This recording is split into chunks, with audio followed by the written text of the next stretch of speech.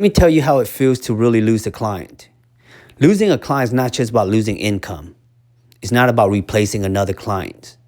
Losing a client is like losing a friend. Imagine if you are my clients and you've been coming to me for several years. You know we share a lot of stories. We share a lot of secrets. Can you imagine those times when you bring in your little babies in those little car seat and try and get your nails done because you're a single mom? Remember when you short $5 and I had to just cover that $5 for the art that you wanted? Remember those times where you did not have money for your nails, but you on a date because you need to find baby daddy?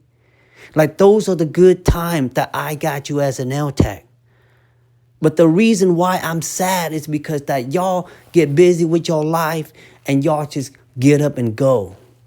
And sometimes I be running into you at the grocery store using your EBT card and you saying, oh, I haven't got my nails done. And I'm looking at your nail, it's all blinked out. That hurts, yo. That hurts. Because I gonna let your kid rub all their sticky fingers all over my mirror and station. I still didn't say shit.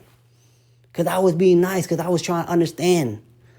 And the hard part about losing you as a client is because I want to keep up with your drama. Like, I want to see, like, bitch, are you going to do better in your life or not? Because give me an update. But the moment you leave, I can't get that update no more. That's hard.